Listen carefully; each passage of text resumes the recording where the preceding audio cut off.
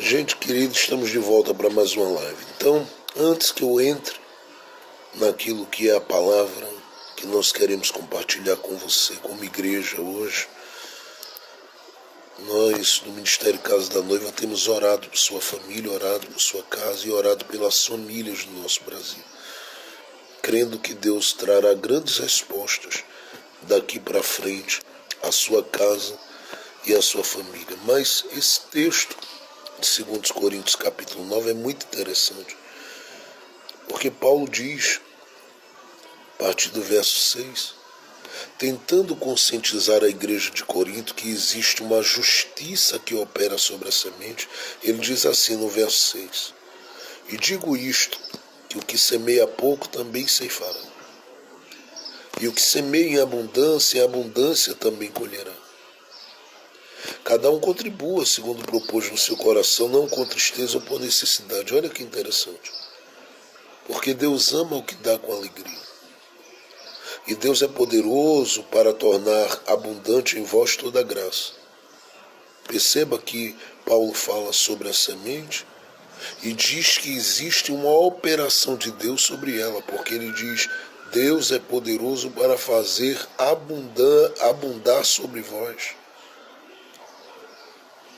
toda a graça, a fim de que tendo sempre, se fosse você, eu marcava esse versículo 8, porque ele diz, Deus é poderoso para tornar abundante em vós toda a graça, a fim de que tendo sempre, em tudo, porque o desejo de Deus não é que você tenha algo e falte algo, mas que você seja suprido pela sua justiça que opera sobre a sua semente. Então ele diz, a fim de que tendo sempre, em tudo, toda a suficiência, superabundância em toda boa obra. Conforme está escrito, espalhou, quem espalhou? Deu aos pobres. O verso 9 diz, a sua justiça permanece para sempre. Perceba que a justiça está ligada à semente. Ele diz, aquele que deu é aquele que deixou registrado que a sua justiça permanece para sempre. E por que é necessário ter essa consciência? Porque vai ter momentos que você lança a semente e a gente, lamentavelmente, como brasileiro, tem prazer de lançar sementes na direção de gente que não sabe dizer um obrigado. E às vezes deixa de lançar sementes na direção e na vida de gente que é sincera. Eu me assusto com isso no nosso coração. Eu estou falando isso aqui por causa de algo que eu vou trazer como palavra de Deus para a sua vida e para o seu coração nesse dia. Porque eu sei que você, tanto quanto eu, precisa entender essa verdade. Existe uma justiça que opera sobre a semente. E essa justiça que opera, ela só pode operar quando quem semeia entende que não deve esperar do solo. Mas a gente tem prazer em compartilhar tudo de bom e tudo de melhor com solos que jamais se dedicam a nos dar atenção, a valorizar. Tem muita gente que faz sem ser cuidado, sem ser cuidada, sem ser amado, sem ser amada. Enfim, e tudo isso acaba se manifestando, mas em algum tempo da sua jornada como algo destrutivo. Porque na medida que você faz, você vai chegar um momento a questionar o porquê que eu não estou colhendo disso aqui. E aí duas coisas vão ser importantes para você guardar. A primeira delas é o fato de o próprio Deus deixar claro que a terra, sim, ela tem a sua força, como está em Gênesis 4, que a terra sim tem a sua inteligência, como o livro do Apocalipse capítulo 12 apresenta, mas ela só pode responder à semente que a justiça de Deus está operando sobre ela. Então o texto vai e diz: Deus é poderoso para tornar abundante em vós toda graça, porque há uma graça manifesta e essa graça parte da justiça. Para que vocês tenham sempre, para que vocês tenham em tudo, para que vocês tenham toda a suficiência e superabundância em toda boa obra. E aí ele diz: sua justiça permanece para sempre. Verso 10. Ora, aquele que dá a semente ao que semeia, e pão para comer, também multiplicará a vossa sementeira. É interessante, porque Paulo diz claramente que o Deus da justiça é quem deu a semente. E aí eu pergunto a você: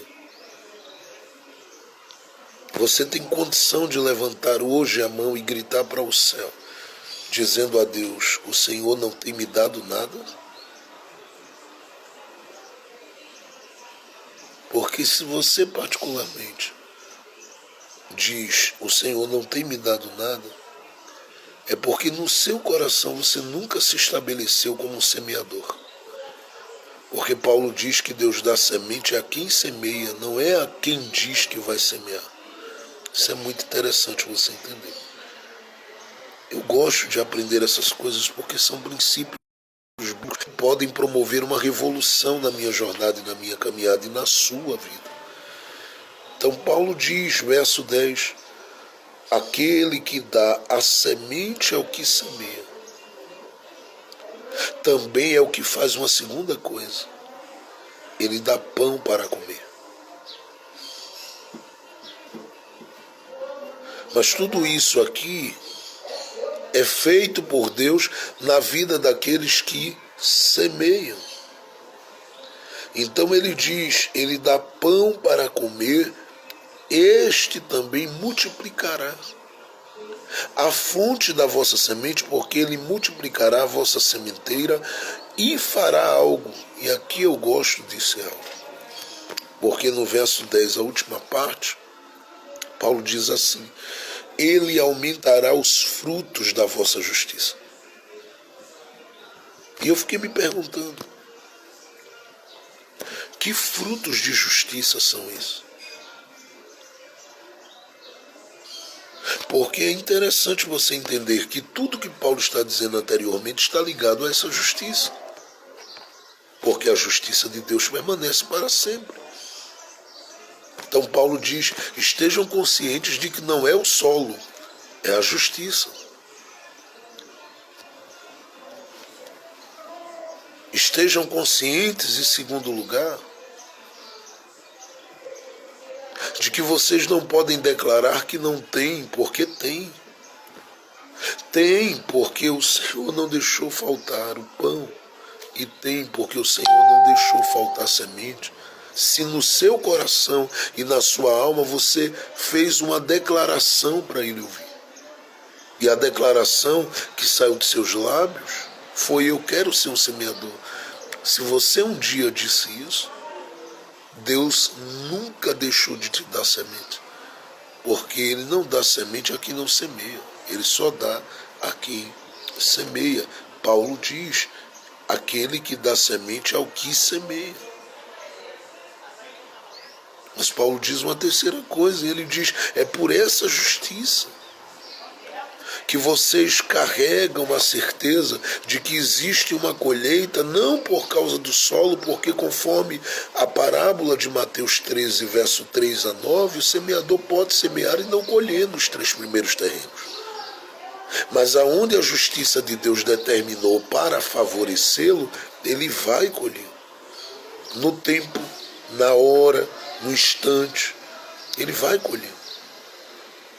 Então eu estou aqui logo dizendo a você que existe um caminho estabelecido por Deus para você viver uma série de coisas que Ele tem para a sua vida, e todo este caminho está apoiado, alicerçado na justiça de Deus, que você já gritou muitas vezes: a justiça de Deus não falha, e não falha mesmo não. Na verdade, não há possibilidade nem de olhar para a justiça de Deus tentando encontrar nela alguma coisa que possa deixar a desejar, porque o texto do verso 9 já diz que a justiça permanece para sempre. Ela foi justiça nos dias de Abraão, foi justiça nos dias de Moisés, foi justiça no Antigo Testamento, foi justiça e é justiça no Novo Testamento, e continuará sendo justiça porque ela permanece para sempre. E ela é a justiça que trabalha com o princípio de honra, é a justiça que trabalha com o princípio de obediência, mas ela é a justiça que trabalha com o princípio da semente. Então não há possibilidade de você dizer a Deus: não tenho, porque o texto diz que Ele dá a semente. Mas não só dá a semente, Ele dá o pão. Por quê? Porque às vezes você vai se sentir olhando para o tempo, e a Bíblia diz que aquele que olha ao vento nunca semeará, mas aquele que no coração diz: eu entendi que o que eu quero receber sai justamente da semente que eu planto. E para Deus, Deus não aceita as nossas desculpas, Deus aceita o nosso jeito. Então Ele tem um interesse muito grande em nos colocar em uma posição de modo que a gente pode muitas vezes mentir a homens e a mulheres, mas jamais conseguiremos enganar e mentir a Deus. Porque todas as vezes que você disser: meu Senhor, eu não tenho nada, Ele vai olhar para você e dizer assim: sou eu quem dou a semente, e sou eu quem dou o pão, como você não tem nada? Isso é muito sério, isso é muito forte. Isso aqui é de um impacto muito grande. Por quê? Porque Deus tem um alvo a partir da justiça que opera na nossa semente. E qual é o alvo, pastor Jefferson? O alvo está no verso número 10, na última parte: que nós venhamos a viver o acréscimo, a multiplicação dos frutos da nossa justiça. E Paulo diz qual é o propósito disso tudo. Observe o verso 11. Para que em tudo enriqueçais, para toda beneficência. Paulo disse para que em uma parte da sua vida, ele disse não, para que em tudo enriqueçais para toda beneficência, a qual faz que por nós se deem graças a Deus. Porque a administração desse serviço não só supre as necessidades dos santos, mas também redunda em muitas graças que se dão a Deus. Verso 13 eu encerro. Visto como, na prova desta administração, glorificaram a Deus pela submissão que confessais quanto ao Evangelho de Cristo e pela, marca esta palavra, liberalidade de vossos dons para com eles e para com todos. Porque por trás de toda semente há um dom. E é claro que esse dom quem deu foi Deus. Por quê? Porque você usa esses dons, essas habilidades e tudo que você carrega para ganhar o que você ganha, para alcançar o que você quer, para conquistar o que você quer conquistar. Então, quando você de repente entende, estes precisam estar submissos, não no sentido apenas do serviço que você pode prestar cooperando com o reino de Deus e a obra de Deus, mas você submete o seu dom quando você sacrifica o seu tempo, quando você sacrifica a sua semente, quando você sacrifica do seu coração na obra e na vida de pessoas que Deus coloca e levanta como canais, muitas vezes, para promover uma revolução na sua vida. Então Deus não tem prazer que você venha a perder a sua semente. Por quê? Porque ele sabe que muitos perdem. Perdem porque o semeador deixa claro, tem corações que não são dignos da sua semente. E quem são os corações dignos? Ele chama de boa terra, lá em Mateus capítulo 13, verso 8 e 9. Gente cujo coração, a alma é sincero com você. Gente cujo coração, a alma é sincero com você. Então você precisa fazer muitas vezes no seu coração com que este propósito grite aos ouvidos de Deus. Eu quero ser um semeador. E na medida que você diz isso, ele diz, eu te dou a semente porque também dou o pão. E dou o pão porque dou a semente. E dou porque o meu objetivo é que vocês colham ou vejam aumentados os frutos da vossa justiça. Que eu não vou falar sobre eles agora. Eu tomaria muito tempo e essa não é a mensagem que eu quero compartilhar com você nessa manhã. Mas eu estou apenas deixando isso aqui porque eu sinto que o Espírito Santo, ele precisa nos conscientizar. Principalmente muitas vezes nós, né, do nosso meio pentecostal, que aprendemos a dar desculpas e não jeito. Nós precisamos entender o valor de sermos canais de Deus para a gente que é canal de Deus para a gente. Se a gente não entende isso, a gente tem dificuldade de viver. Porque a resposta muitas vezes que eu dou a Deus e ao seu reino é a resposta que eu devo estar dando a um pai, a uma mãe, a um filho, a um parente. E aí você diz, por que o senhor está dizendo isso? Por causa de 2 Coríntios 9. Porque é por aí que Deus está andando com Paulo. Ele está dizendo, se é ele quem dá semente ao que semeia, se é ele que dá o pão a comer, se é ele que multiplica a sementeira, se é ele que aumenta os frutos da justiça, o objetivo dele é para que você enriqueça para toda beneficência, não enriqueça para o seu próprio coração e para o bem-estar de quem está ao seu lado, mas ele diz para que você enriqueça para toda beneficência, a qual faz que por nós, olha o que ele diz, se deem graças a Deus, porque a administração desse serviço não só supre as necessidades, mas também redunda em muitas graças a Deus. E essa gratidão a Deus se manifesta em quê, pastor?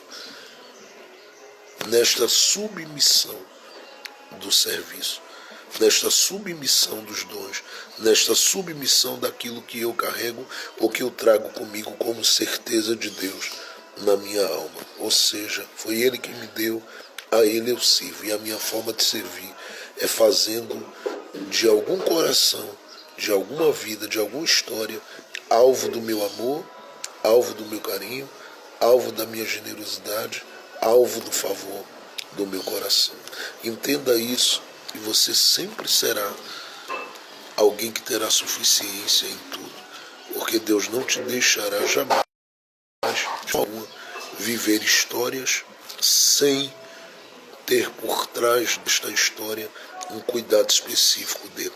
Em tudo que você entra, tudo que você busca, tudo que você faz, Deus sempre vai olhar para você e vai fazer de você alvo da sua compaixão e da sua graça. Então, estou dizendo isso com muito amor à sua alma e ao seu coração, porque a Bíblia, ela traz luz ao nosso entendimento sobre a importância de entendermos sobre essa justiça que opera sobre a nossa semente. É muito interessante isso, porque é a visão paulina, uma visão que Paulo tem e que faz ele dizer à igreja de Corinto que essa justiça é quem garante. Logo, se é essa justiça que garante, você não vai esperar de nada nem de ninguém, é dessa justiça. É por isso que o semeador que sai com a palavra de Deus a semear em Mateus 13, verso 3 a 9, ele semeia, semeia e semeia, não tem resultado, você não vê ele reclamando e murmurando. Por quê? Porque ele sabe que não é dali. A terra pode até produzir, como parte da terra produz, mas não tem profundidade nenhuma. Ou quando produz é roubado aquilo. Porque aonde a justiça ainda não operou, pode ser tomado, pode ser levado, pode ser arrancado, pode ser destruído. Mas quando no seu coração você grita, como Paulo ensina, quero ser um semeador, você está dizendo o quê? Você está dizendo a Deus, eu quero a tua justiça sobre a minha semente. E aí você chora por alguém, você está semeando. Você caminha para fazer uma visita, você está semeando. Você para ouvir das dores de alguém, você está semeando. Você para muitas vezes para orar por alguém, você está semeando. Você faz da obra de Deus, do reino de Deus, do coração de pessoas sérias e sinceras, alvo da sua semente, você está semeando. É por isso que você não pode deixar passar um mês ou dias da sua vida sem fazer de gente sincera alvo da sua graça, do seu favor. Isso é muito importante entendermos, porque há uma justiça que opera em favor da semente ou trabalha indo de encontro à própria semente. E aqui entra aquela palavra de Paulo, porque você entende Romanos capítulo 8, verso 31 aqui. Porque ali Paulo apresenta um embate jurídico. E há um tribunal estabelecido. A linguagem ali é de jurisprudência. E Paulo faz questão de dizer, se Deus é por nós, qual pandemia será contra nós? Não sei se você entendeu, mas vou deixar você pensando. Se você pode, abra rapidinho a sua Bíblia aí, Mateus capítulo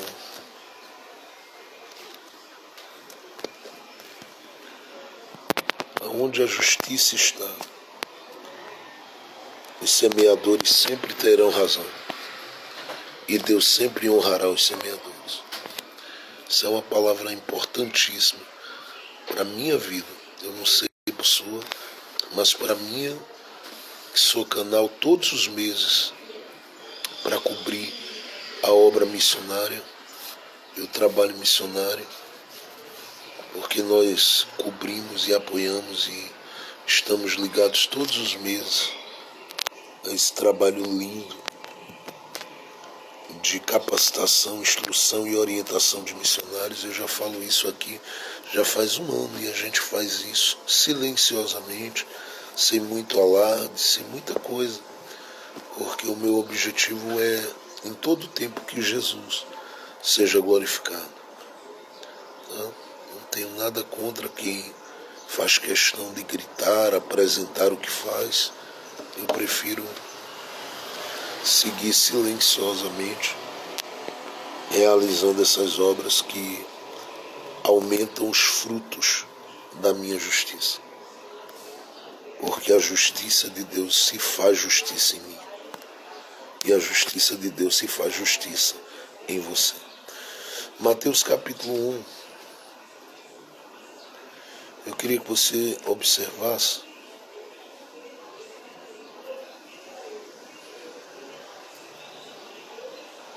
o verso 1. Diz assim: livro da geração de Jesus Cristo,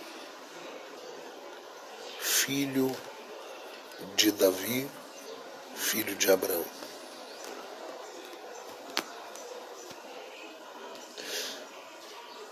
Observe, por gentileza, o verso 16. Jacó gerou a José, marido de Maria, da qual nasceu Jesus, que se chama o Cristo. E Jacó gerou a José, marido de Maria, da qual nasceu Jesus, que se chama o Cristo. Eu quero trazer uma palavra muito rápida e prática para o seu coração. A gente já vai orar. Ontem à noite nós estávamos orando por vocês, orando pela sua família, orando pela sua casa, pela sua loja, seu comércio, por tudo que Deus tem te confiado. E o Espírito de Deus tem colocado no meu coração, desde esta madrugada, esta palavra. e avivou esta palavra ao meu coração minutos antes de começar esta live. Porque Mateus faz questão de começar a narrativa do Evangelho apresentando Jesus como aquele que tem pelo menos 3 fontes específicas. E eu me refiro a essas 3 fontes que estão inseridas aqui no capítulo 1. Eu já falei em outro momento sobre as 2 fontes de provisão. E trouxe uma palavra com base em Marcos capítulo 14, explicando a você como Jesus tinha tanta certeza das coisas que ele mandava os seus discípulos realizarem e buscarem, principalmente quando se tratou de encontrarem um lugar para aquilo que seria a última ceia dele com seus discípulos. E eu falei que muitas dessas coisas estão ligadas a estas fontes de provisão, que apresentam-se na genealogia dele com nomes. Mas eu quero que você tenha um outro olhar, porque aqui aparecem 3 fontes. É claro que Jesus, em Mateus capítulo de número 3, em Lucas capítulo 4, a Bíblia dá testemunho de que ele é aquele que se apresenta, e foi um acordo feito no secreto conselho de Deus, na sua divindade, na sua triunidade, como Filho de Deus. E por isso os evangelhos trazem expressões que na verdade declaram como Filho do Deus Altíssimo, como Filho de Deus. O apóstolo Pedro, junto com os discípulos, ouviu quando Jesus perguntou, em Mateus 16, verso 13 a 19, o que os homens diziam a respeito dele. Dizem que tu és Elias, Jeremias, um dos profetas. E ele simplesmente disse, e vocês, quem dizeis que eu sou? E Pedro fez uma declaração firme, contundente. Ele disse, tu és o Cristo, o Filho do Deus vivo. Então, nós sabemos claramente que os evangelhos têm esse interesse em deixar claro para a gente que o Messias decidiu ser conhecido e apresentado como Filho do Deus Altíssimo. Só que para aqueles a quem Mateus está escrevendo, ele sabe que precisa não só pegar o viés estabelecido a partir do livro do Gênesis, capítulo 3, verso 15, quando diz que da semente da mulher se manifestaria um que feriria a cabeça da serpente. Mas ele precisa comprovar, a partir dessa árvore genealógica, que Jesus é quem ele entende, crê e sabe que ele é. Até porque ele sabe muito bem que neste momento já há muitas resistências, porque se havia resistências em dias em que Jesus estava transitando, depois da sua ascensão, você imagina o que é que deu. E sendo, por exemplo, o Evangelho de Marcos o primeiro evangelho a ser registrado, você fica impressionado como todos os outros dão uma olhada para o que Pedro ditou para Marcos escrever. Mas Mateus tem uma preocupação. E nós sabemos que os evangelhos, eles apresentam 2 narrativas. E isto não é uma ênfase em Marcos, nem uma ênfase em João. É uma ênfase apenas em Mateus e Lucas, mas Lucas, no capítulo de número 3, ele apresenta uma árvore genealógica que, se você observar do verso 23 a 38, ela começa em Jesus. E vai voltando, voltando, até chegar em Adão, o que era recomendável que você lesse a genealogia do último nome que aparece no verso 38 até o verso 23. Ou seja, lesse ao contrário. Para que você pudesse entender aonde o próprio Lucas quer levar, porque Lucas tem um outro público em mente, diferente de Mateus.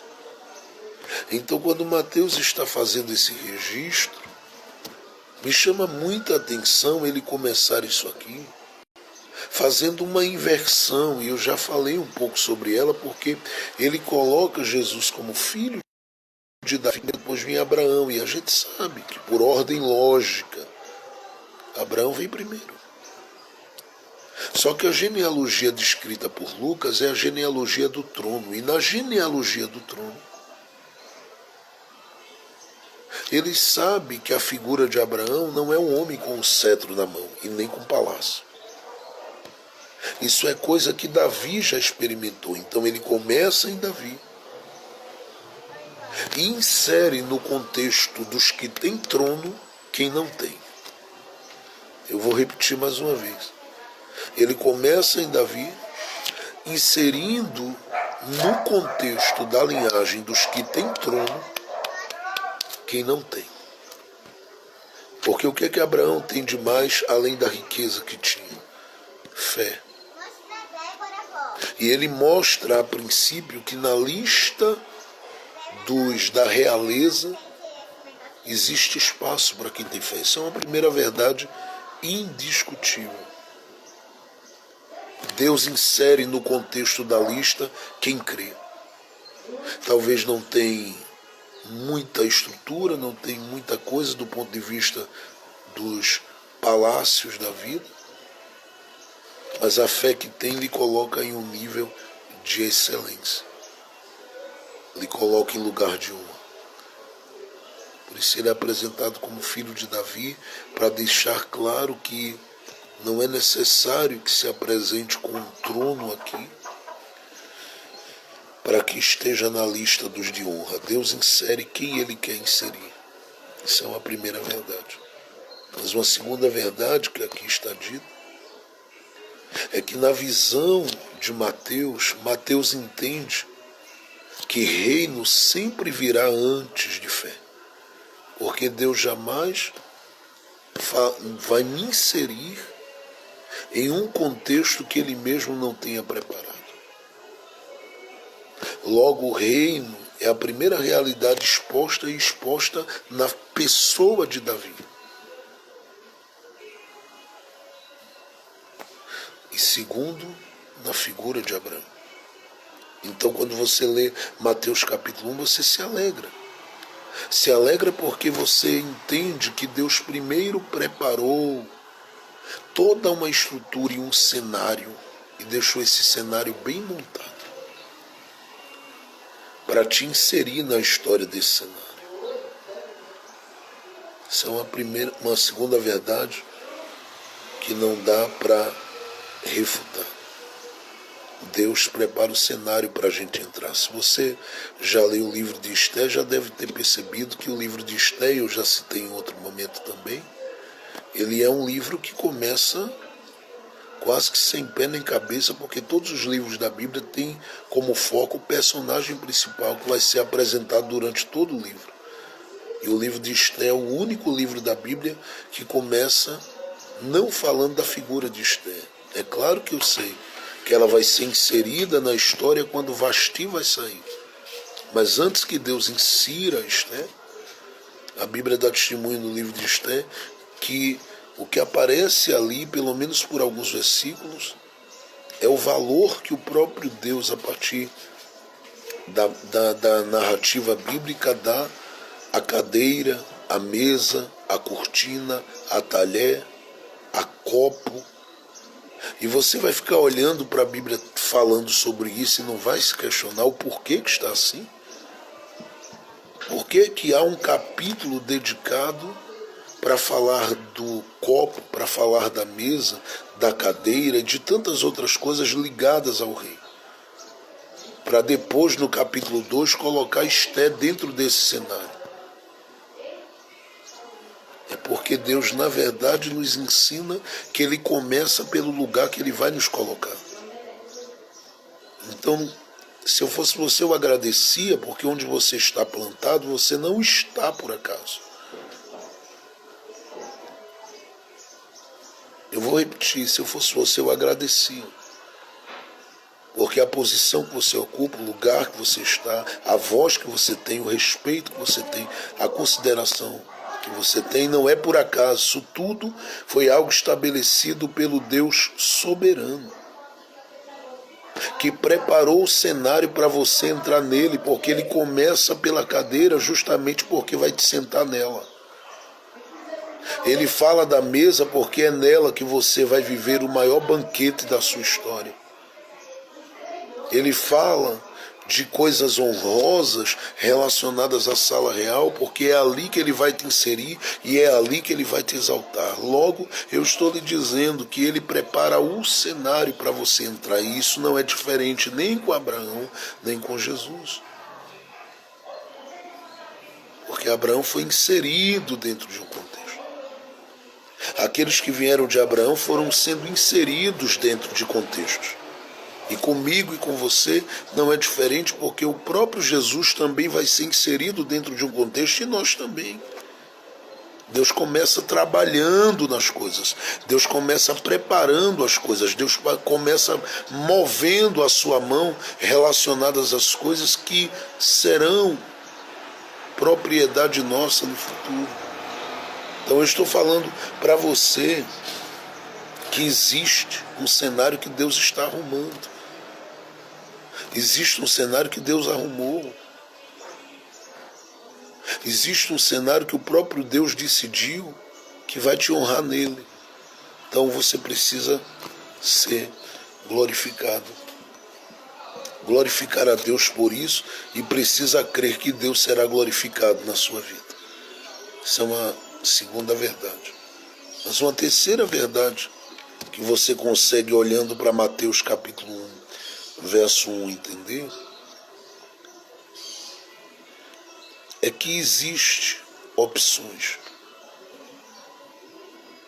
Existe, eu vou repetir, existe opções. Eu li o versículo de número 16 porque o texto diz: e Jacó gerou a José, marido de Maria, da qual nasceu Jesus. E quando Jesus nasce, ele tem que olhar para essa árvore genealógica. E eu tenho certeza, porque se a gente fosse pegando aqui nome por nome, a gente diria assim: Jesus jamais olharia para este nome. E é verdade.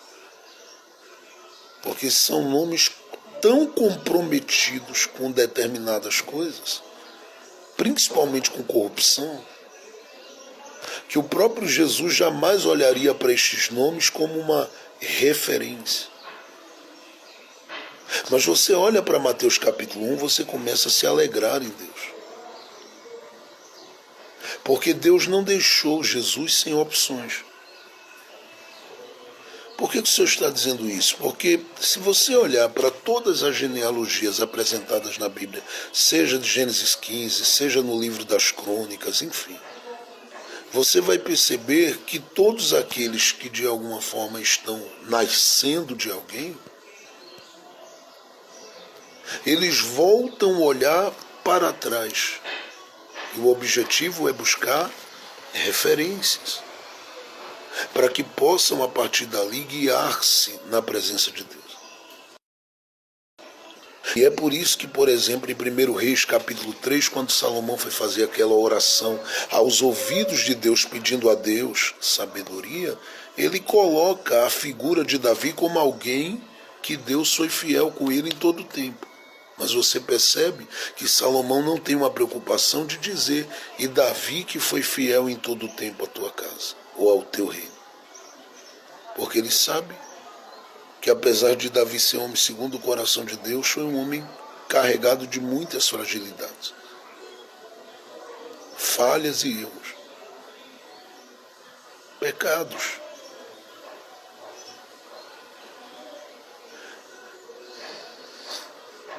E o próprio Deus prefere imprimir em Salomão uma coisa que Davi não tinha, porque de repente Salomão não vai ter uma espada na mão, mas vai ter sabedoria para desarmar quem tem a espada. E Deus vai fazendo isso com ele para deixar claro que quem viria como filho de Davi tinha opções. E ele que veio para nos dar o exemplo, ele vem e diz assim: gente, você tem opção. E aí você diz para mim: pastor, eu não tive tantas e nem tenho. É claro que tenho. Se não é perto, é longe. E se não é longe, é muito longe, mas tem. Opções que lhe fazem simplesmente definir e decidir que padrão, que caminho e que proposta você vai abraçar para o resto da sua vida. Porque se você não entende que existem opções, você se maltrata diariamente. Você se autodestrói diariamente. Por quê? Porque você vai ser obrigado a construir a sua identidade. E no apólogo, por exemplo, chamado de apólogo de Jotão, né, lá no livro de Juízes, capítulo 9, eu citei esses dias para vocês, vou repetir e reprisar, vale a pena ouvir de novo. Mas em Juízes capítulo 9, no apólogo de Jotão, é apresentado ali árvores que buscam um líder. E o que é que elas estão buscando? Apenas liderança? Não, identidade. Identidade. Só que se cada uma delas olhasse para a história, saberia que já havia sido estabelecido na figura que seria chamada de o pai da fé, o pai na fé. Uma identidade que só precisava ser copiada, e não é que esta identidade não estivesse alicerçada em fragilidades, porque tem seus momentos,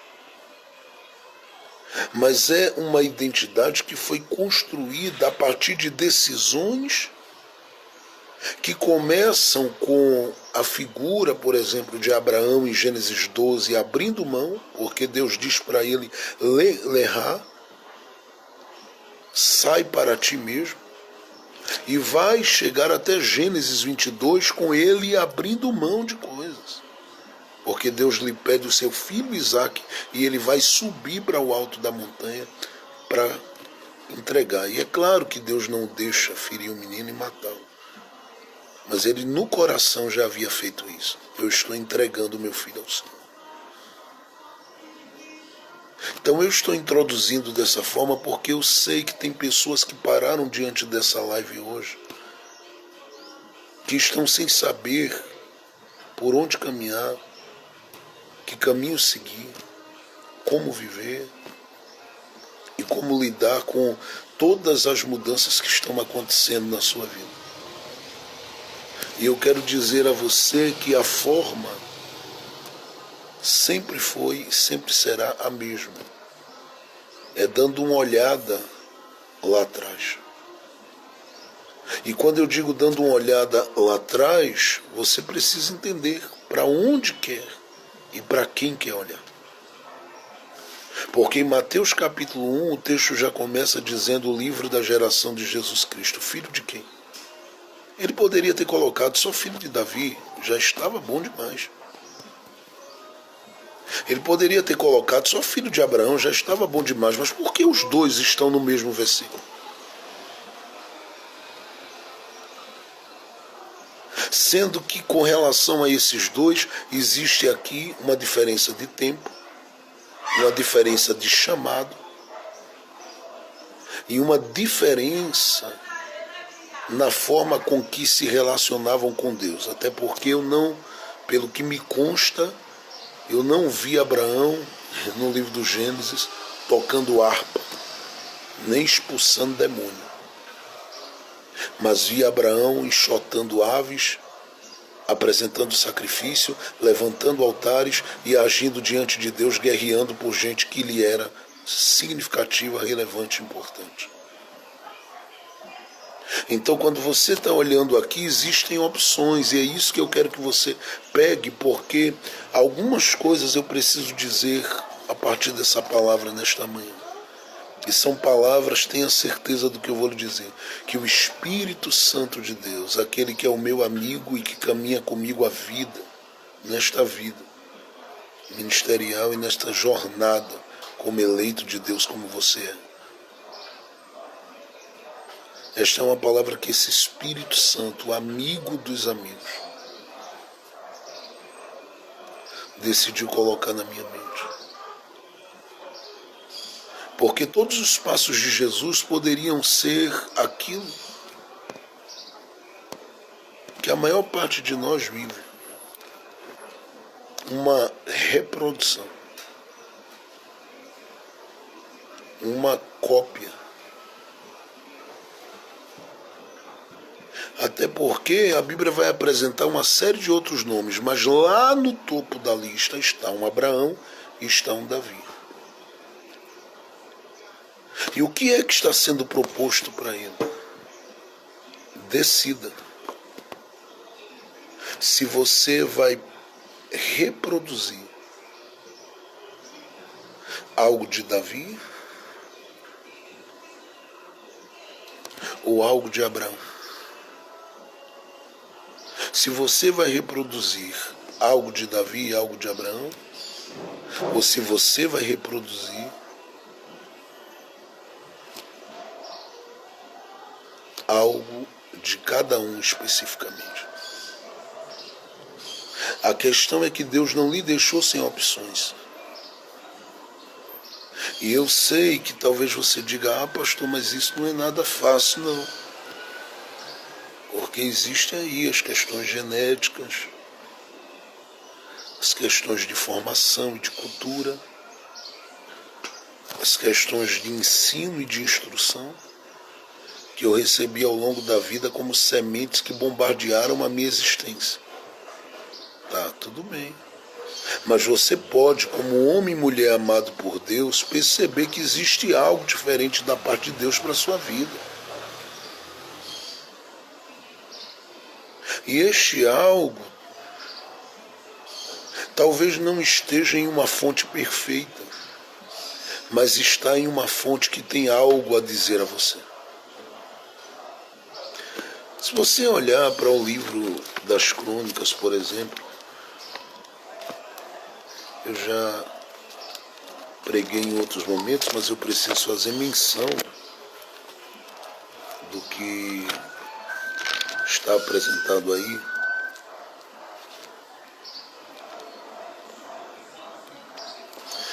Segundo o livro das Crônicas, no capítulo de número 29, observe, por favor, o verso de número 1 e 2 apenas, para você entender. Segundo o livro de Crônicas, segundo Crônicas, capítulo de número 29. Segundo o livro das Crônicas, do povo de Judá, capítulo 29. Estou estudando a palavra com você nessa manhã, então observe. Tinha Ezequias 25 anos de idade quando começou a reinar e reinou 29 anos em Jerusalém, e era o nome de sua mãe Abia. Sempre vai haver uma colocação ligada a essas fontes quando se trata de um grande líder. Então aqui ele cita a mãe dele era Abia. Aí diz, filha de Zacarias. Isso aqui não está na Bíblia apenas para poder dar uma informação. Existe aqui revelação por trás disso, ou nas entrelinhas disso aqui. Então você observa o verso 2 e diz, e fez o que era reto aos olhos do Senhor, conforme tudo quanto fizera Davi. Pare aí. Se você tem uma caneta, marque isso na sua Bíblia, pelo amor de Deus, que eu fico assustado com isso aqui. Porque eu vou ler de novo, o texto diz, e fez o que era reto aos olhos do Senhor, conforme tudo quanto fizera Davi, seu pai. Mas se você observar,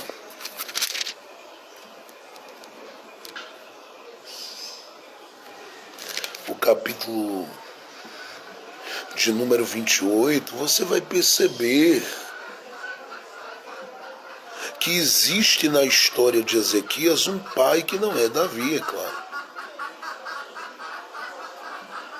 E este pai que apresenta-se aqui, a Bíblia dá testemunho de que ele fez tudo o que era mal aos olhos de Deus. E aí vem o filho.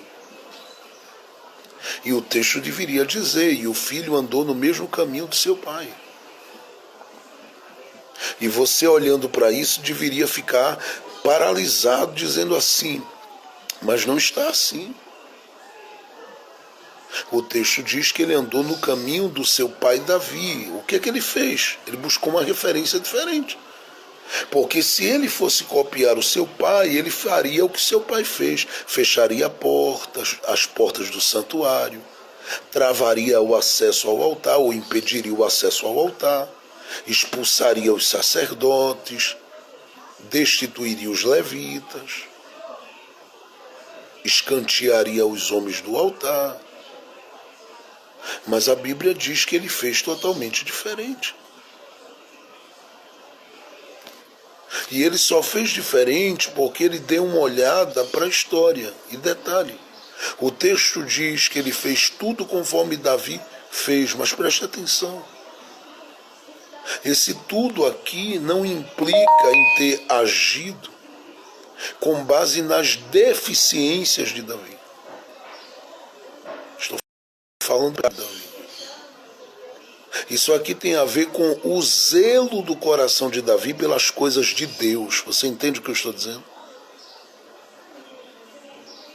E isso acontece porque ele deu uma olhada e disse assim, se eu for tomar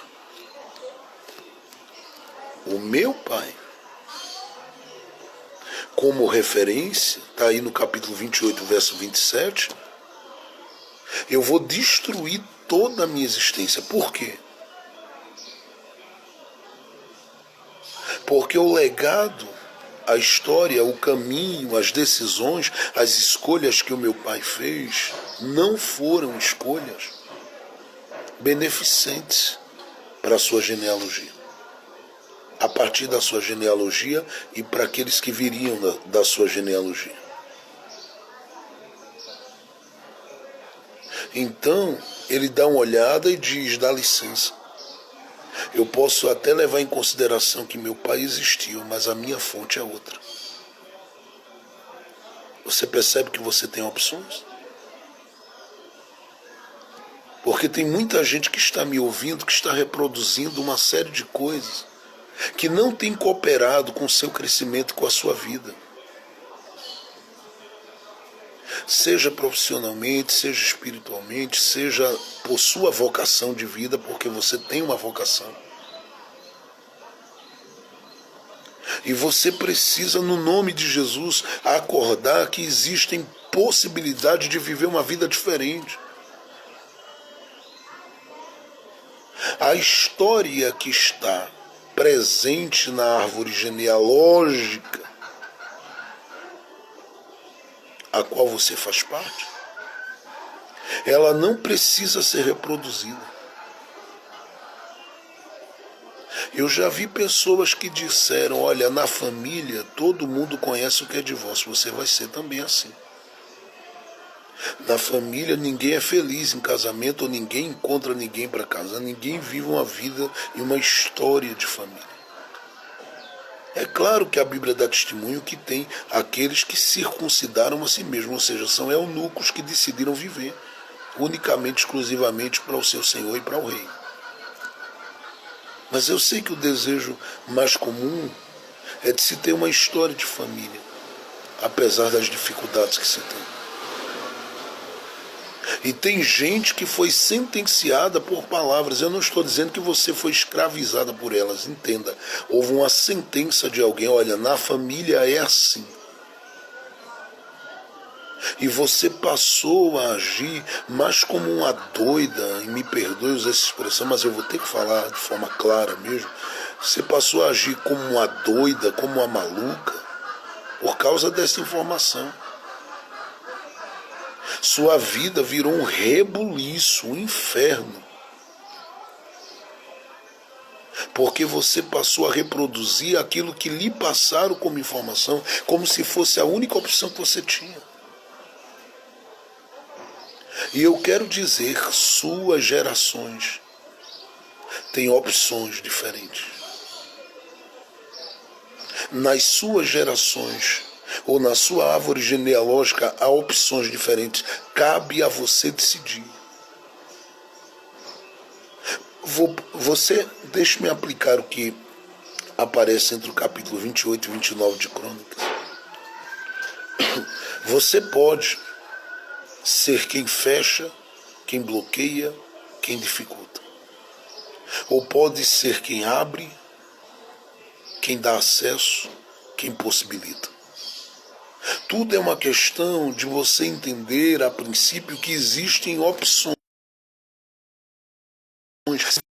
Você reproduz a maldade da qual você foi alvo, a ignorância da qual você foi alvo, a raiva da qual você foi alvo, a mágoa da qual você foi alvo, as dores da qual você foi alvo, as feridas da qual você foi alvo. E você não nasceu para reproduzir aquilo que desgraça. Você está onde está e foi plantado onde foi plantado para reproduzir aquilo que promove edificação. E às vezes é com base no seu silêncio. Você precisa entender que existem opções, e se você entender isso, você não vai ser mais uma depressiva na família. Você não vai ser mais um que se deu mal, que quebrou na história da família. Você não vai ser mais um que viu o vento soprar contra você na família. Você vai se ver como alguém que nasceu para revolucionar essa história e ser a parede onde tudo aquilo que foi de desgraça na história da sua família parou em você. Se você não entender isso, você vai sofrer muito no caminho. Você vai sofrer muito no trajeto. Você vai sofrer muito na história, e quando de repente você despertar para uma nova construção, você vai se ver como alguém que está quase que um passo à beira da morte. E Deus não quer isso de você. Se você continuar com a ideia, minha mãe foi, meu pai foi, meu tio foi, meu avô foi, e todo mundo é, você vai morrer com eles. É uma questão de você entender que há opções. É por isso que a Bíblia não diz que Jesus, na sua genealogia, só tem como opção Davi. Nem tampouco só tem como opção Abraão.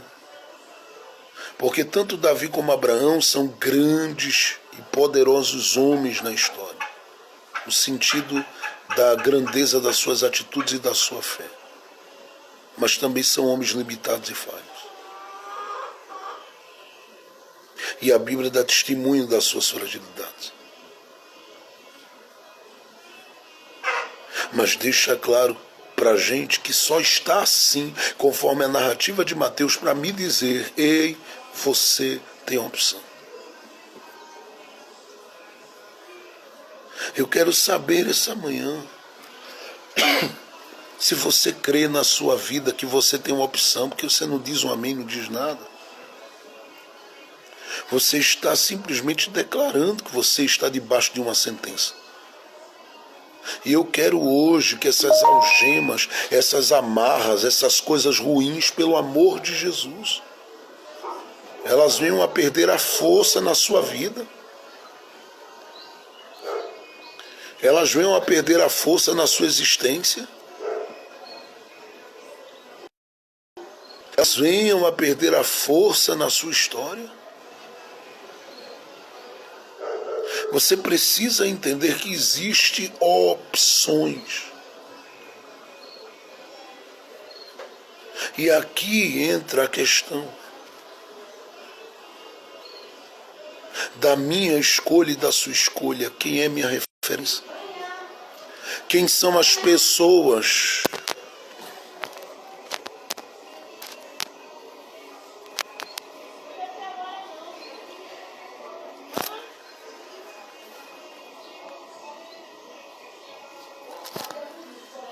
Quem são as pessoas que você de repente vai observá-las como alguém que pode te inspirar a continuar?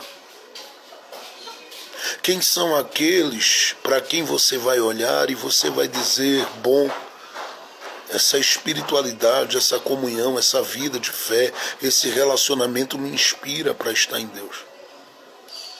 E não só em Deus. Se você não teve na sua história de vida uma referência de um ser empreendedor,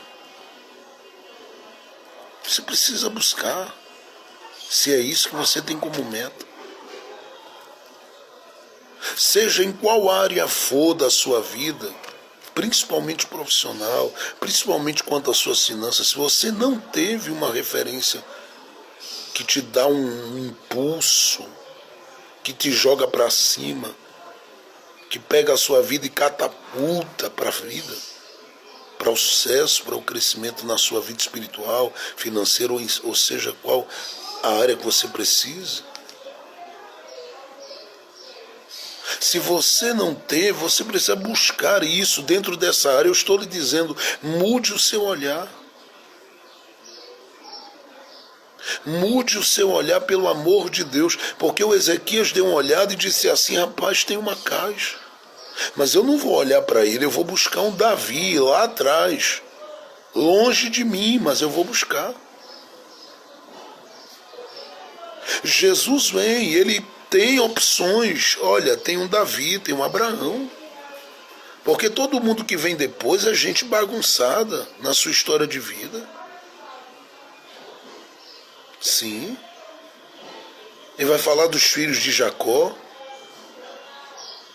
Falar de Jacó, dos filhos de Jacó. E tirando José e um Benjamim, o negócio era feio.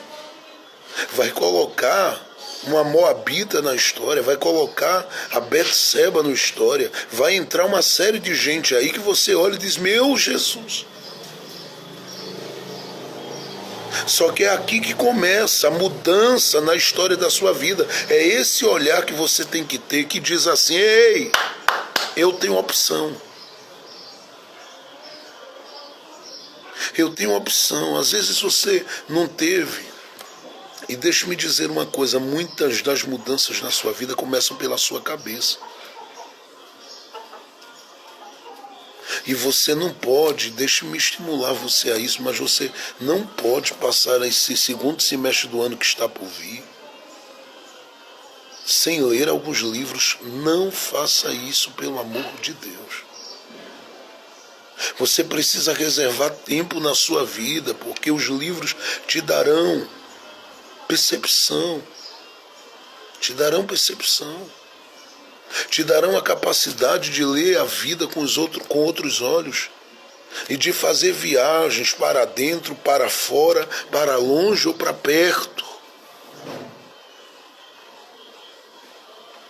E você precisa traçar isso como meta.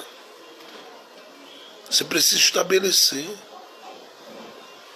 Olha, no próximo segundo semestre eu preciso gastar tempo com uns 300, 400 a 600 livros.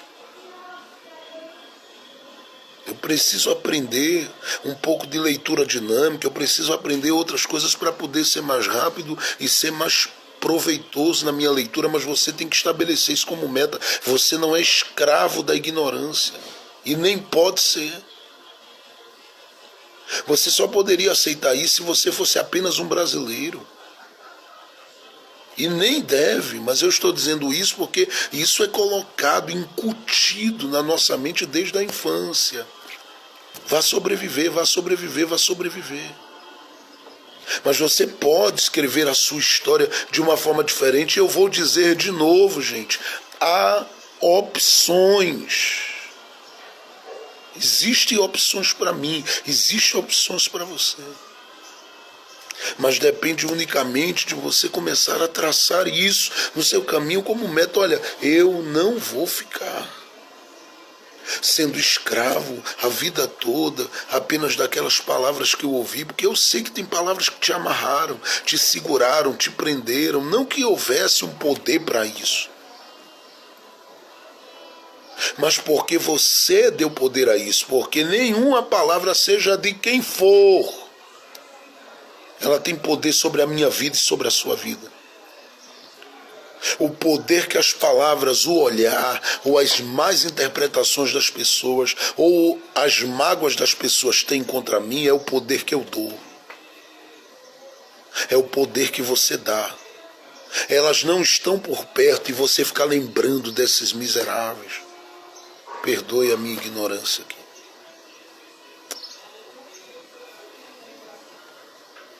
Elas nem estão mais na história da sua vida. Deus já expulsou elas da sua história. E você fica ainda alimentando isto. Se colocando debaixo de um jugo que você não deveria estar. Sem entender que Deus te chamou para a liberdade, Deus te chamou para a vida, Deus te chamou para o gozo do Espírito Santo. E acaba sendo este ou esta que vai reproduzindo. Olha, ninguém lia em casa, eu também não vou ler. Ninguém tinha prazer na oração em casa, eu também não vou orar. Ninguém tinha prazer nisto ou naquilo, eu também não vou fazer. Pelo contrário, todo mundo aqui em casa tinha o costume de ver novela, você reproduz. Todo mundo aqui em casa tinha o costume de ficar fofocando aqui sobre algumas coisas relacionadas à vida dos outros, toda noite na mesa, perdendo o sabor do pão, o sabor do café, o sabor do suco de cupuaçu. E você reproduz, e você precisa interromper isso hoje, dizer para você, não.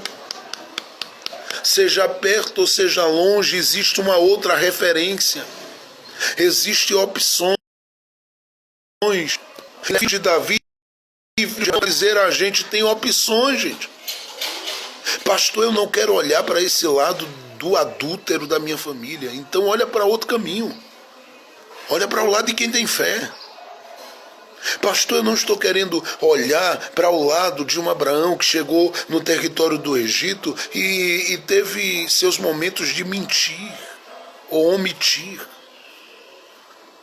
Então olha para quem tocava a harpa, expulsava demônios, mas pelo amor de Deus, busca opções. Busca as opções que Deus tem te dado e mude. A partir de uma revolução na sua mente que vai começar a partir da leitura. Eu vou dizer de novo, gente. Você foi condicionado a ser uma pessoa limitada nas suas finanças, desde o seu nascimento. Nós fomos condicionados a sermos pessoas limitadas. E deixe-me falar aqui, você que é do meu Nordeste, me ouça pelo amor de Deus. Porque eu conheço o que é o Sul. E eu sei que pode haver alguma ou outra realidade paralela, sim. Mas eu sei a mentalidade que é impressa dia após dia no meio das famílias que vivem naquele corre-corre. Você precisa, em nome de Jesus, entender que você foi condicionado, foi estabelecido para você viver essa história. E você precisa ser a revolução dessa história. E você não precisa de muito para isso. Porque talvez 10 pares de meia que você pegar conversando com alguém que você conhece e ama e oferecendo, pode te colocar em menos de 1h30 como um dono de uma empresa. Eu não sei quem está entendendo, mas eu estou profetizando. A leitura vai te dar a possibilidade de ver. Talvez você diga: pastor, há garantias que lendo eu viverei uma vida melhor? Não. Mas há garantias de que você estará bem melhor. Então você precisa ler de tudo e tudo que é possível ler. Segundo, estabeleça para este tempo, e eu estou falando do segundo semestre, que você tem um mês de junho inteiro para se preparar para ele. Estabeleça a ouvir quem te acrescenta. Porque a gente só muda as referências quando a gente conhece possibilidades através de outros. E eu não digo que você estabeleça essas possibilidades ouvindo outros, tentando comparar histórias, que não vai dar certo. Porque de repente você vai fazer uma comparação e nesta comparação você de repente pode se arrebentar. Nesta comparação, de repente você vai pegar alguém que teve a possibilidade de estudar em Oxford, em Harvard. É uma história totalmente diferente da sua. Mas você pode pelo menos ouvir histórias de superação. Você pode ouvir gente que deu a volta por cima. Você pode ouvir gente que viveu experiências grandiosas, e você pode pelo menos encontrar em você a coragem que há neles, porque eles são seres humanos como você, tanto quanto eu sou ser humano como eles, e você também. E você precisa ter esse olhar de quem diz assim: se é gente como eu posso viver. Talvez não chegue aonde eles chegaram, mas eu vou chegar a algum lugar que eles passaram por esse lugar. Então gaste tempo ouvindo. Gaste tempo ouvindo o que pode treinar o seu espírito para a vida. Gaste tempo ouvindo aquilo que pode mudar o seu olhar e o seu entendimento. Gaste tempo, pelo amor de Deus. Não vai dar na onda de um canal de televisão que está reprisando uma série de coisas antigas, no afã de trazer você de volta para lá. Desliga isso. Estabelece no teu coração que você vai ver, viver e ler outra coisa. Estabelece no teu coração que você vai experienciar e experimentar outra coisa na sua vida. Pelo amor de Deus, ouça quem pode acrescentar. E ouça quem pode acrescentar na sua vida espiritual, na sua vida familiar, na sua vida financeira. Gaste horas ouvindo. É muito importante o que você ouve, porque determina muito do que você é. Mas em terceiro lugar, eu preciso dizer a você que há opções. E depende de você. Há opções. E aí você olha para mim e diz assim: pastor, então o que é que eu faço? Seja paciente, mas seja seu parceiro. Eu vou repetir: seja paciente, mas seja, eu vou dizer em outras palavras, o seu melhor amigo de viagem. Por que o senhor está dizendo isso, pastor Jefferson Santos? Porque eu sei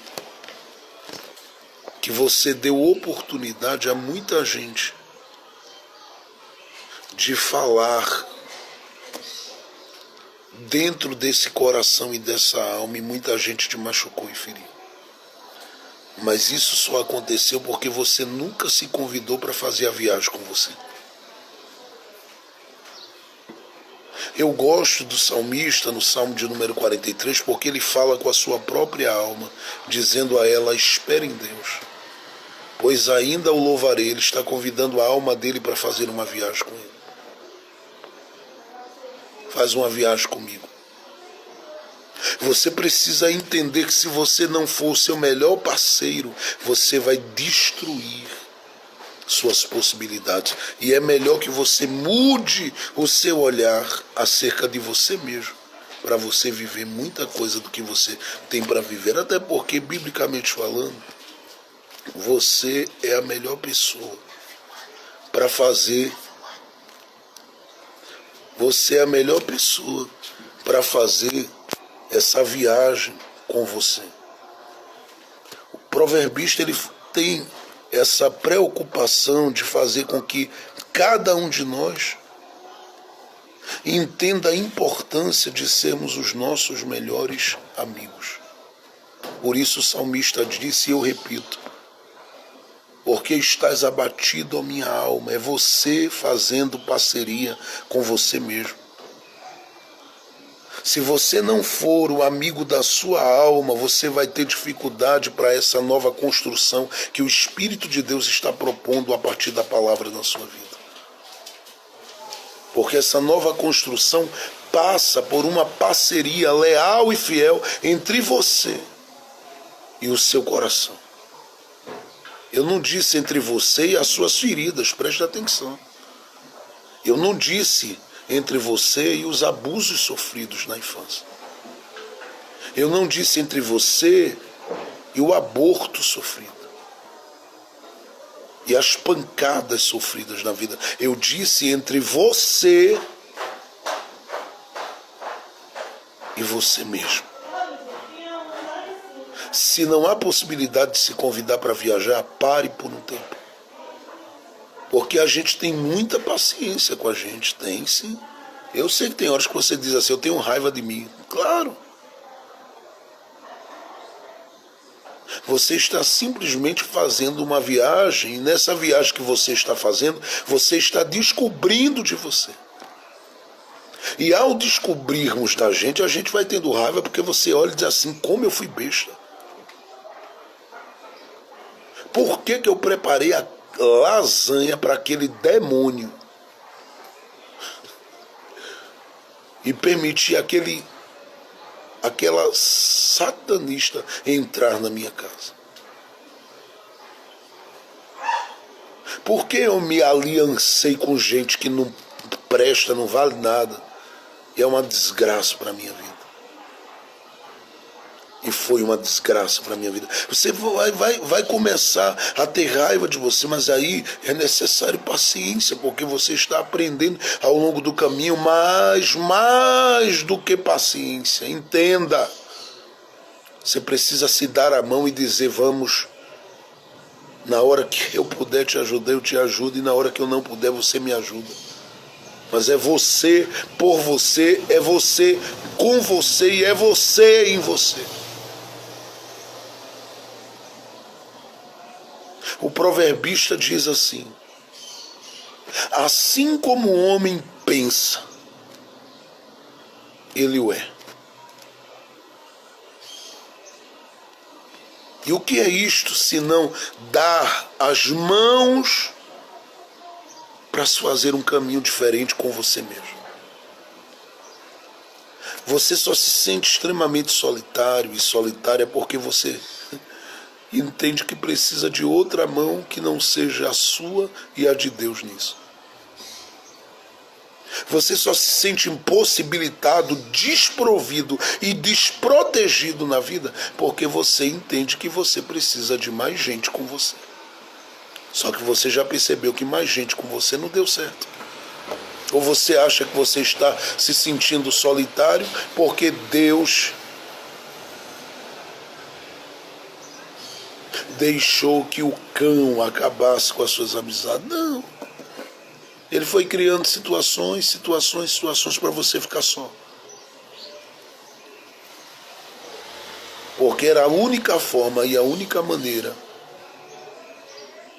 dele mostrar a você e ao seu coração fidelidade dele na sua vida, fazendo você se encontrar com você mesmo, porque aquele homem tirou muito de você, aquela mulher tirou muito de você, e você ficou sem nada. E eu não digo, não é dinheiro, não é casa, você ficou sem você. Porque por um tempo você se perdeu de você, mas Deus está te ajudando a partir de hoje a se encontrar de novo. E é necessário que você se encontre. Então faça essa parceria com você mesmo. Convide você para a viagem. Se Jefferson não falar com Jefferson todo dia, Jefferson desmorona. Porque o peso que carrego sobre os meus ombros é muito grande. Responsabilidade imensa nos meus ombros. Você também. Então é neste momento que o Espírito Santo olha para você e diz assim: você conversa com você mesmo. Você já disse para você hoje que você está bela, que você está bonita, que você está bem, que você, sabe, apesar da barriga grande como a minha, mas você, sabe, assim, falou algo de você que você diz que levanta o teu ânimo, e você pode dizer para você mesmo: olha, eu gosto de você por isso. Ou você esperou que alguém comentasse na foto do Instagram ou do Facebook? Seja quem faz de você alvo dos seus elogios.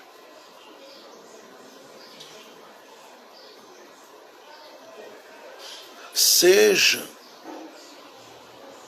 quem olha para você e se levanta quando está se sentindo prostrada pelas circunstâncias da vida. Seja quem se olha e diz: eu sou a mulher, eu sou o homem, eu sou o cara.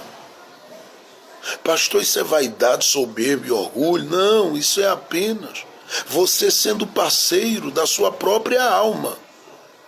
Porque se depender de muita gente, você vai ser sepultado, esperando o abraço delas, esperando o carinho delas, esperando o cuidado delas. E Deus não quer isso de você. Então você precisa fazer essa viagem que busca referências que pelo menos te façam enxergar ou se enxergar como alguém que é um grande parceiro de jornada. Nós estamos juntos. Você tem que olhar para você e dizer: nós estamos juntos. Ei, conte comigo. Você precisa falar com você, Rosana. Você precisa falar com você, Nívia. Você precisa falar com você, Manvanda, Luciana. Você precisa falar com você, na sua alma, no seu espírito, e dizer: dá licença, nosso momento agora. Eu tenho o momento dos filhos, o momento do marido, o momento da família, o momento de todo mundo, mas agora é o meu momento comigo mesmo. Cantar algumas canções que elevem você, que te coloquem num plano de comunhão com Deus. Gasta tempo deixando que coisas como leituras que motivam venham invadir os seus ouvidos e tomar conta do seu coração. Pastor, o que é isso? O que é isso? Isso é o caminho da revolução da sua história. Pare de dar ouvido às vozes do passado. E quer um conselho? Coloca elas dentro de um buraco e diz assim: o que falaram a mim na minha infância e na minha adolescência, amém, foi até lá. Agora eu sou um homem, agora eu sou uma mulher, e eu posso falar novas coisas ao meu respeito. Eu posso falar novas coisas acerca da minha vida e da minha história que podem mudar tudo isso. Depende unicamente de você. E se você abrir o coração, abrir a alma e se colocar diante de Deus para isso, haverá grandes, lindas, profundas, gloriosas e poderosas mudanças da parte de Deus na sua existência. depende unicamente de você.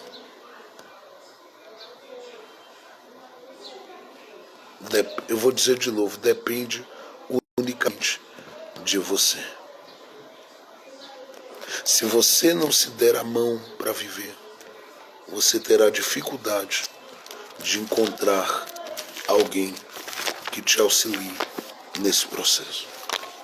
Então, eu começo dizendo a você, busque uma nova referência.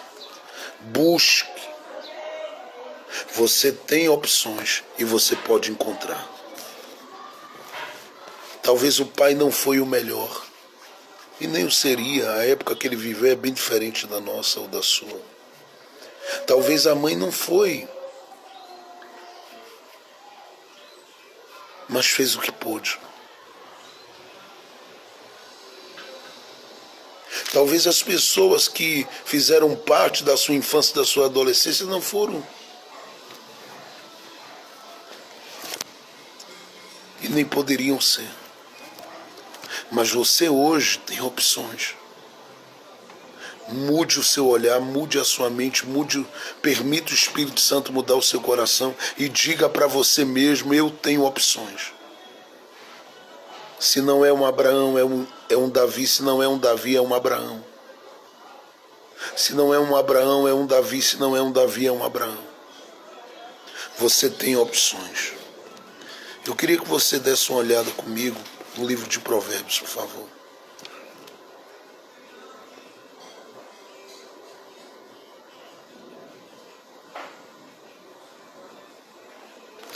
Queria que você lesse comigo o livro de Provérbios no capítulo 29, por favor. Não deixe de abrir a sua Bíblia nessa hora. Só se você não puder mesmo, se estiver no trabalho, tá bom? Mas se você pode abrir a sua Bíblia. Observe Provérbios capítulo de número 29. Tem 2 versículos aqui que eu quero que você atente, mas eu vou fazer uma leitura um pouquinho mais extensa, a partir do verso de número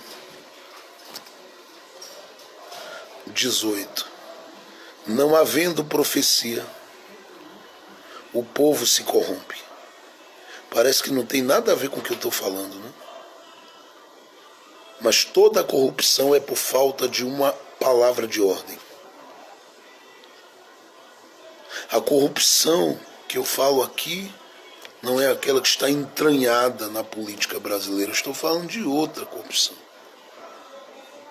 Que é aquela que te consome por dentro e vai sabotando a sua vida dia após dia.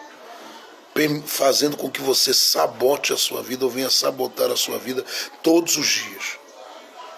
Então você olha para o texto e o texto diz, não havendo profecia, o povo se corrompe. Mas o que guarda a lei, esse é bem-aventurado.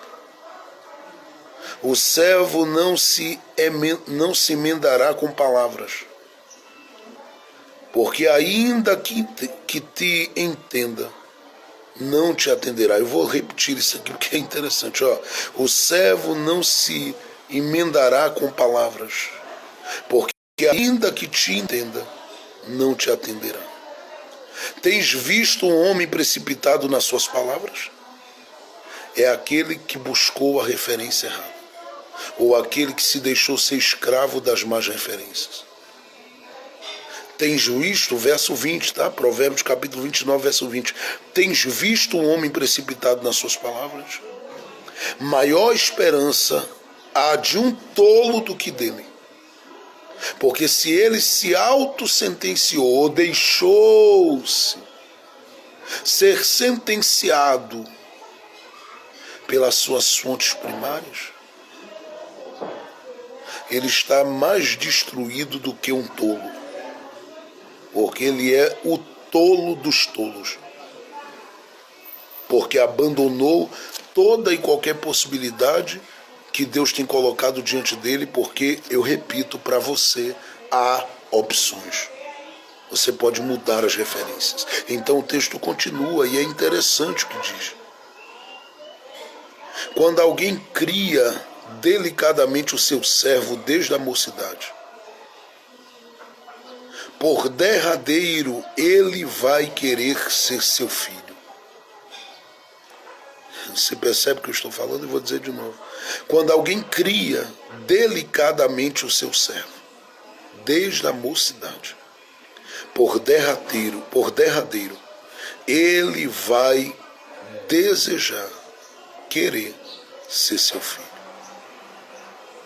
Olha o que diz.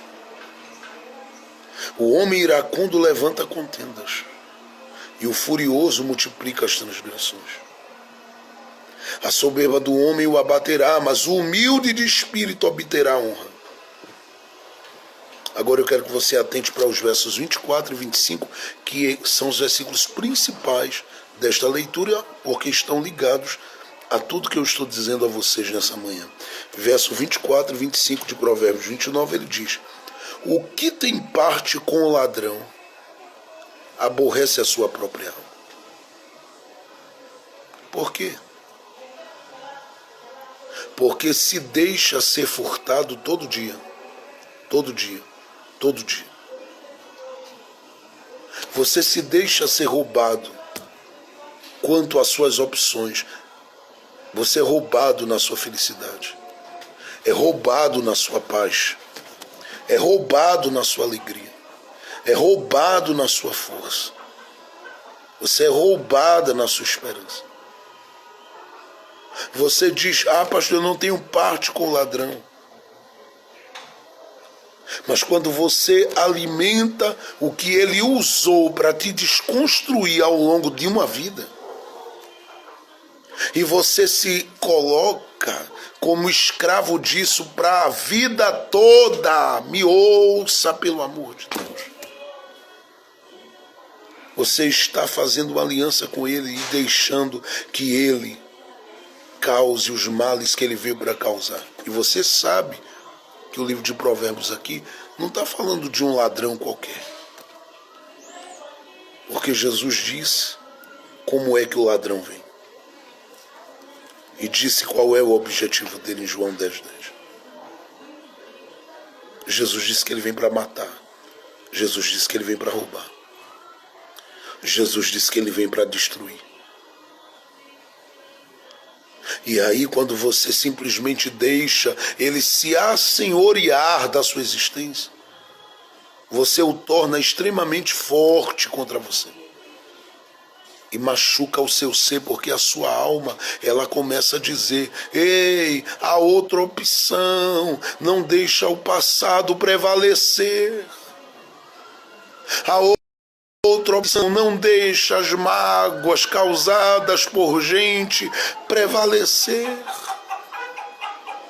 A outra opção, não deixa quem semeou e mesmo tendo morrido continuar falando alto a sua existência, pelo amor de Deus.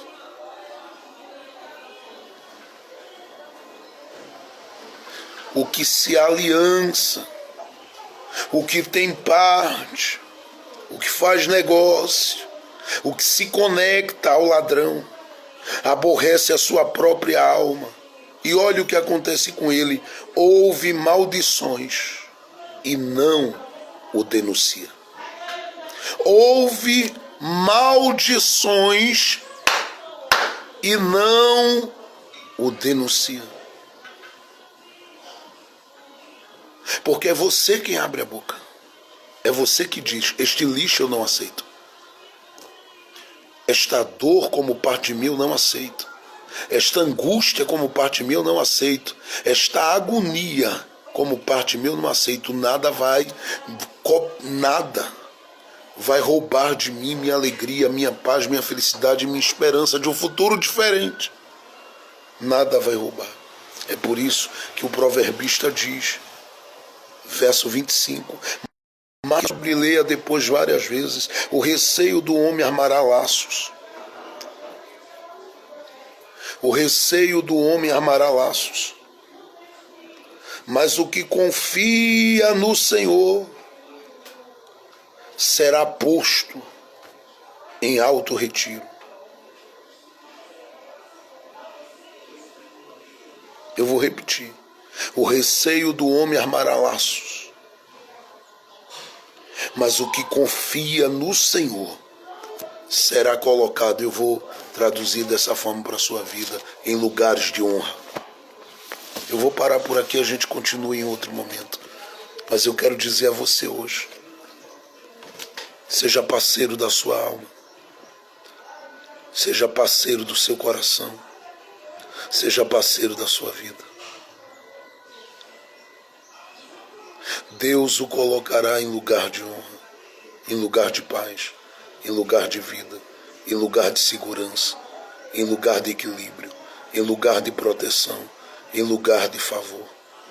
E é isso que o Espírito do Senhor ele quer fazer na sua existência. Deus quer mudar todo o seu coração, todo o seu olhar, toda a sua vida. Depende de você. E a minha pergunta para você hoje é: você vai se deixar ser sabotado todo dia, ser atingido todo dia pelo ladrão da sua alma, ou você vai fazer um pacto com o seu coração e com Deus e dizer para Deus: hoje eu busco outra referência na minha vida. Deus é com você, irmã Ivânia. Deus é com a sua casa. Deus tem interesse em fazer com que eu, tanto quanto você,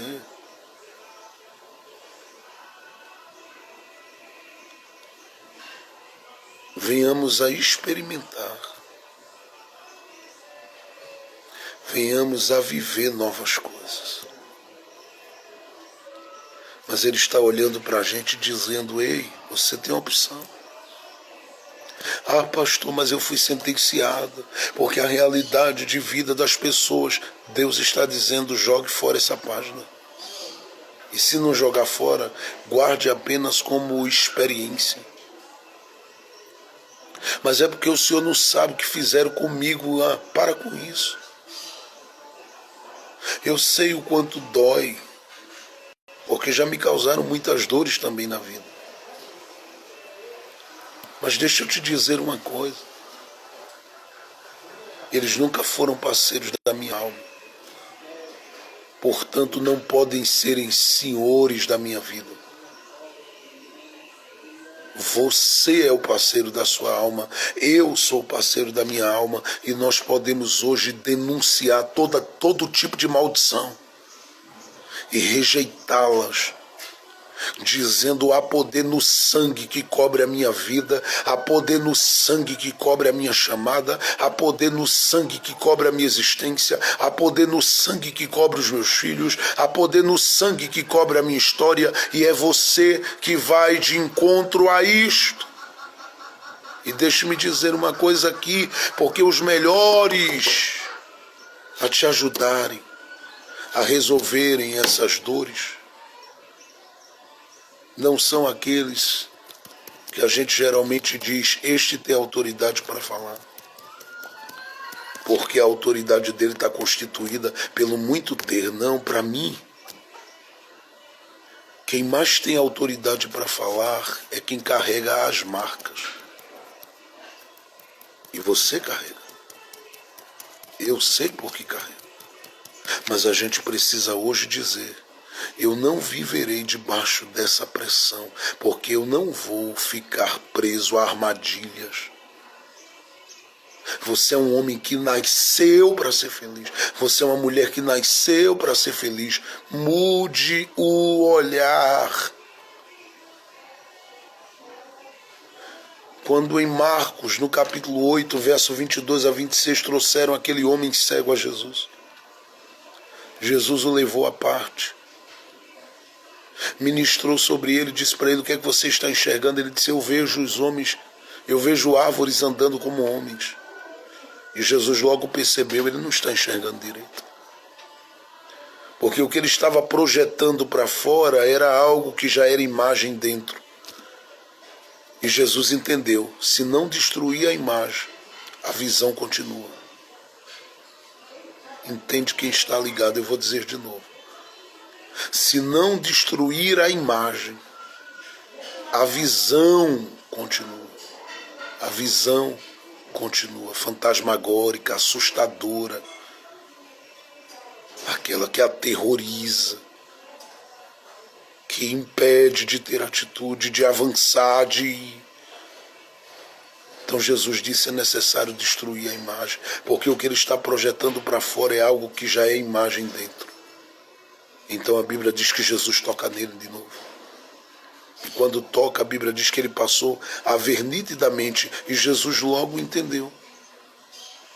Sabe por que essa imagem de árvores que andam como homens estava tão presente? Porque ele conheceu essa realidade de corações enrijecidos na aldeia. Então Jesus olha para ele e diz assim: não entres mais na aldeia, você já está curado. E por que ele diz não entre na aldeia? Ele sabia que se ele fizesse com que aquele homem voltasse para a aldeia, a imagem voltaria.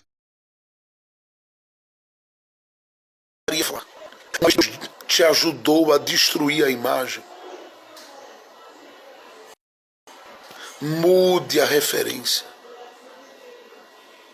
Busque quem motiva, quem apoia, quem levanta, quem te ajuda a se levantar. Busque novas referências. E você viverá coisas grandiosas, porque Deus quer te vendo bem. Deus quer te ver enxergando nitidamente. Deus em Cristo Jesus quer te ver caminhando com uma estrutura saudável, com o coração saudável, com a alma saudável, com a vida saudável. Mas para isso acontecer, você precisa ser o homem e a mulher que olha e que grita e que diz: eu denuncio esta maldição. Porque foi isso que o proverbista diz: denuncie a maldição e rejeite. Não sou escravo dessa assunto. Mude a referência. Por isso Mateus no capítulo 1, verso 1, ele diz: livro da geração ou das gerações de Jesus Cristo,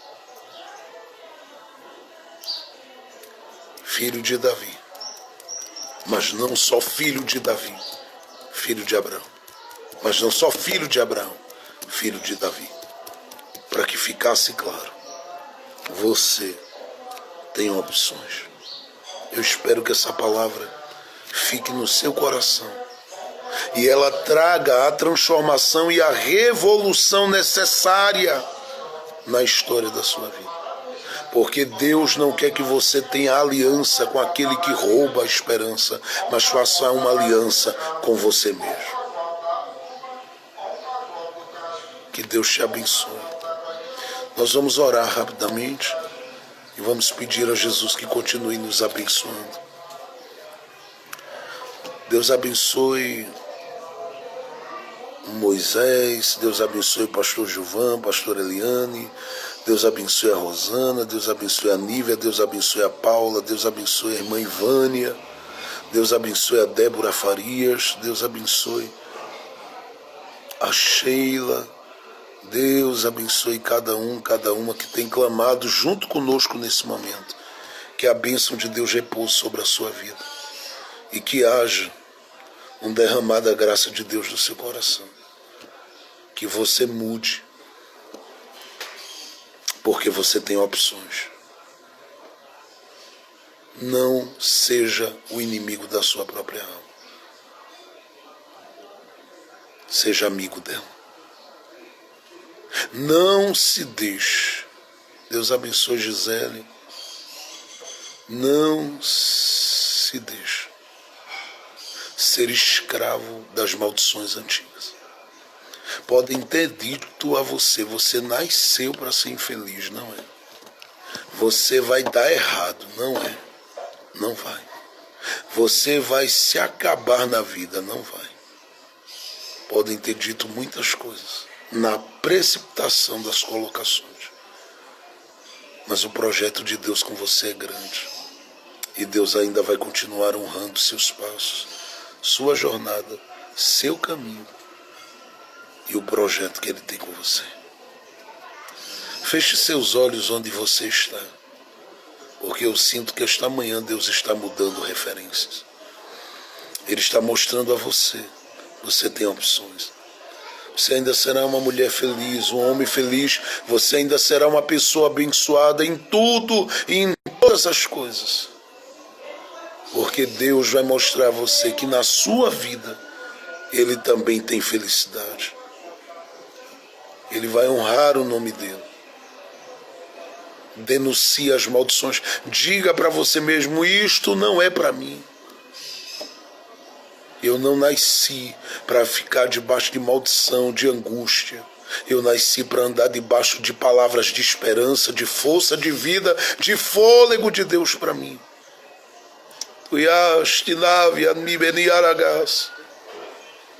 E você vai viver coisas profundíssimas da parte de Deus depois de hoje. Porque é o tempo de Deus começar algo novo na sua existência.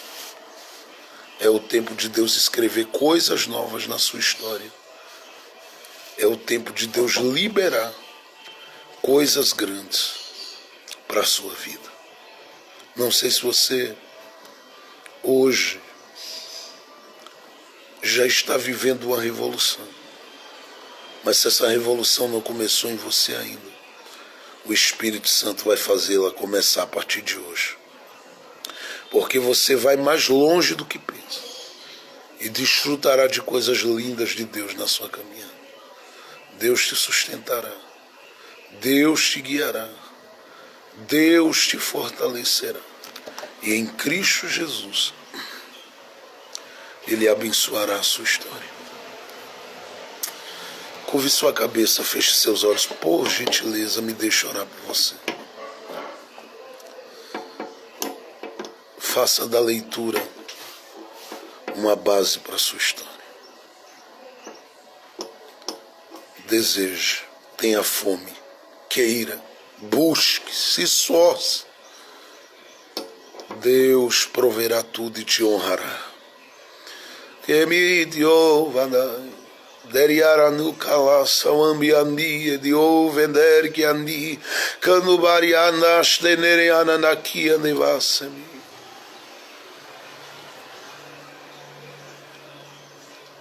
Deus está glorificando o nome dEle. Deus está glorificando o nome dEle na sua existência. Há algo de Deus na sua vida e no seu coração nesta hora. Pai Celestial, nós somos teus e tu és nosso. Nós temos a tua palavra e o teu Espírito Santo em nós e conosco. Logo, nosso coração não pode admitir que as maldições prevaleçam, que as investidas prevaleçam, que as guerras prevaleçam, que os conflitos prevaleçam, que as dores prevaleçam. Há muita coisa que o teu filho, a tua filha viveram, Pai, que só o Senhor sabe. E que só o Senhor para mudar faz estas mudanças acontecerem. Visita esse coraçãozinho. Visita esta alminha ferida. Visita este e esta que precisa do teu toque. Revela, Senhor, o teu amor, a tua compaixão, a tua graça.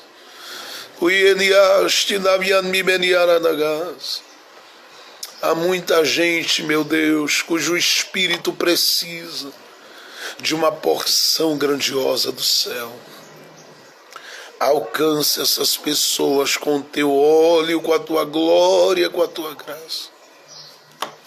Faz, meu Deus, o teu filho, a tua filha, desfrutarem de coisas poderosas da tua parte.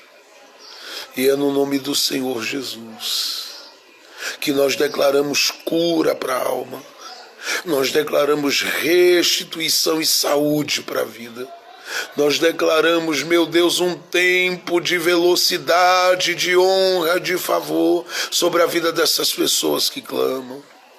Acolhe a alma e abraça, sustenta a vida debaixo da tua proteção e faz com que o teu filho, a tua filha desfrutem de coisas muito boas e preciosas que o Senhor tem para eles.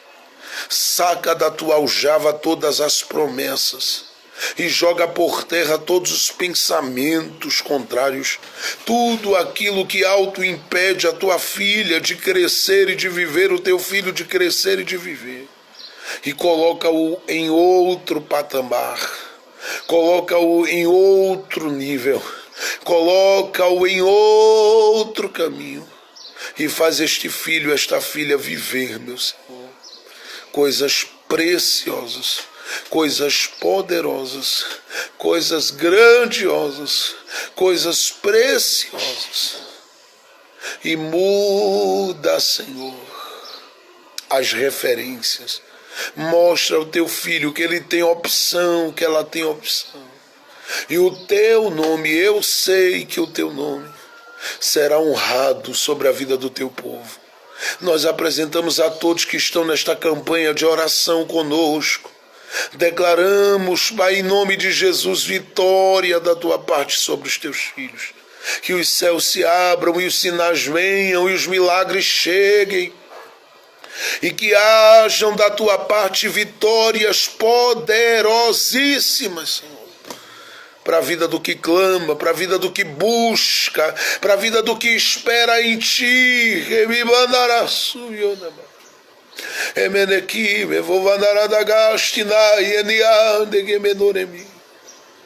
No nome de Jesus, sopra o Espírito da vida e da alegria sobre o teu povo. E que cada um seja cheio de esperança, cheio de vida, cheio de poder, cheio da unção e da graça do céu. E estejam prontos, meu Senhor, para desfrutarem de todas as coisas boas que o Senhor reservou. Que seja assim, Pai, sobre a vida do teu povo. Em nome de Jesus. No nome de Jesus. No nome de Jesus, nós abençoamos a saúde do teu povo, nós abençoamos as finanças do teu povo, nós abençoamos o comércio, a loja, o emprego dos teus filhos. E declaramos no nome de Jesus um tempo de uma nova construção. Um tempo de uma nova construção. Um tempo de uma nova construção.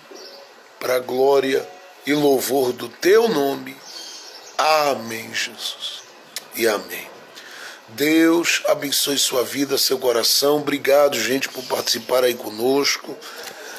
Nós precisamos continuar avançando. E para isso, contamos com você. Que Deus em Cristo abençoe você, sua estrutura, sua vida. Que você viva o melhor em Jesus.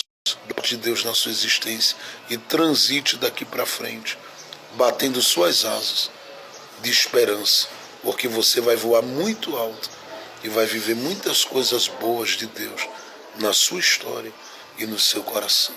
Que Deus em Cristo abençoe você, toda a sua casa e família, e traga muitas vitórias, mas muitas vitórias.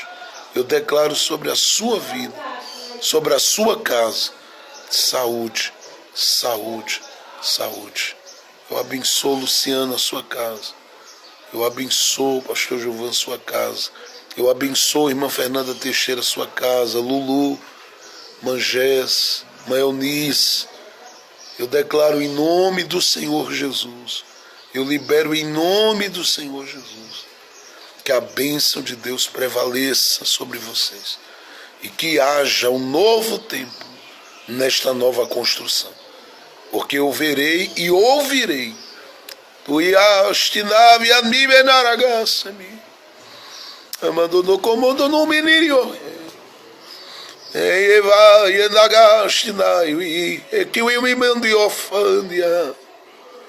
Eu verei e ouvirei das coisas grandes que Deus tem reservado, Raíssa, para a sua vida também.